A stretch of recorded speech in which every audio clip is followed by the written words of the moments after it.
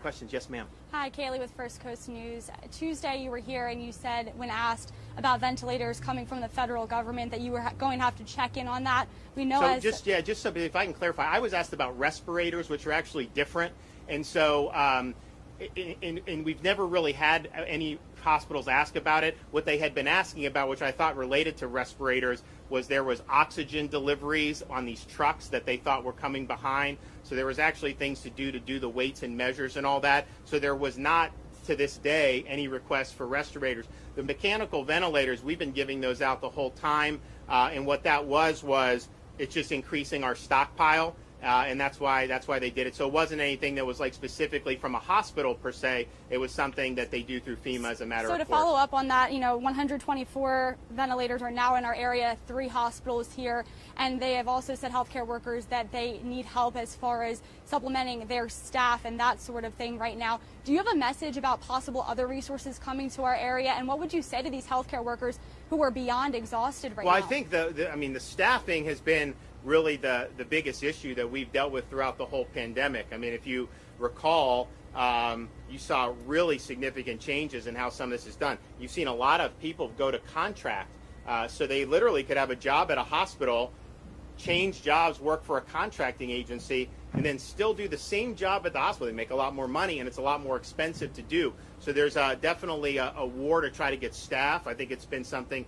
that's been difficult. We have provided a lot of staff in the past for that, but our sense is that they deal with some of these agencies to try to bring people more in. That's just the situation that you're seeing all throughout the country. But there's no doubt it's not really a capacity issue as much as it is the stress on the staff, when you have higher volumes of patients. Yes, sir. On the monoclonal antibodies, I believe President Trump used Regeneron when he had it last year. I've talked to a lot of patients that say, look, I'm interested, but I have no idea how to get it. Has this been something just for exclusive people?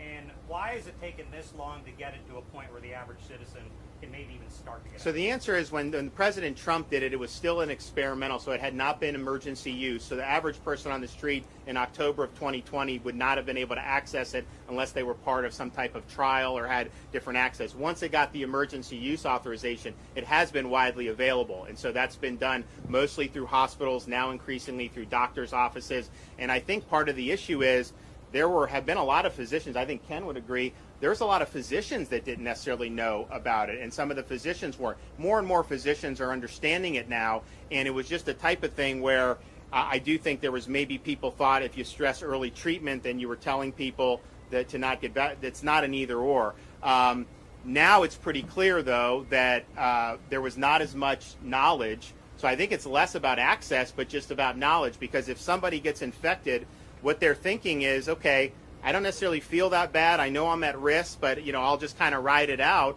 And that's what you normally would do on most illness. I totally get you. If you don't expect to go to the hospital until you start to feel really ill. But on this, if you have those risks, if you can do it early, it really makes a difference. And so the access is there. We're able to do. We can place orders for 10,000 treatments at a time, and so we're going to have. Obviously, you have staffing and stuff that you have to make sure. They're going to work here to try to make as many people go through here as possible, which will be really, really good. And the same thing as we go throughout the rest of the state. So access in terms of anybody, particularly if you're in those high-risk categories, you absolutely are eligible for it. It's just a matter of making sure that your health systems are offering it. Some clinics are doing it. And then we're now looking at saying, okay, we have some freestanding stuff that's already been going on where people have come in to get vaccinated, to get tested, whatever. Maybe we do a monoclonal and set it up in conjunction with some of those other things. So I think you're going to start to see that. But since the EUA happened, it has been available for everyone. I think initially they had it with a more limited age range, and then they've since dropped the age and so made it available to a wider group of people. But those really high-risk people, the elderly and some of those serious conditions, they have been available to them since the beginning. Yes.